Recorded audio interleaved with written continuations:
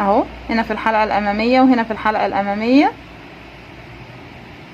وبعدين هسحب الخيط اللي انا هشتغل بيه كده وارتفع السلسلة، وهاجي هنا في الحلقة الامامية وهنا برضو قصادها في الحلقة الامامية واسحب معايا حلقتين، هعمل غرزة حشو هنا في الحلقة الامامية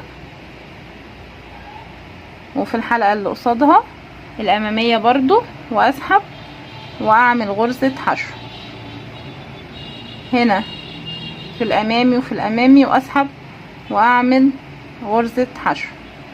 طبعا هاخد الدور كله بنفس الطريقة كده اهو.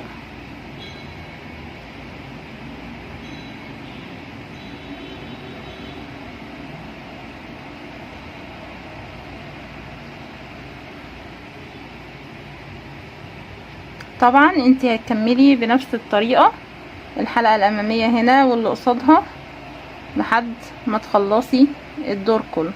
فانا هكمل بنفس الطريقة كده واوريكم بعد ما اخلص الدور هيكون شكله عامل ازاي.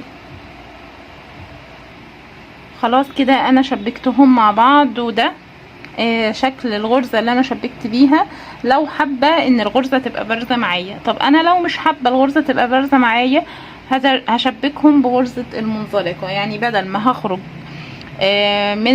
من حلقة واحدة وبعدين اخرج من الحلقتين، هخرج من كل الحلقات مرة واحدة وهشبكهم بغرزة منزلقة. هيبقى السطح مستوي شوية، مش بالطريقة دي، بس انا بحب الغرزة البارزة، خصوصا لو هعملها شنطة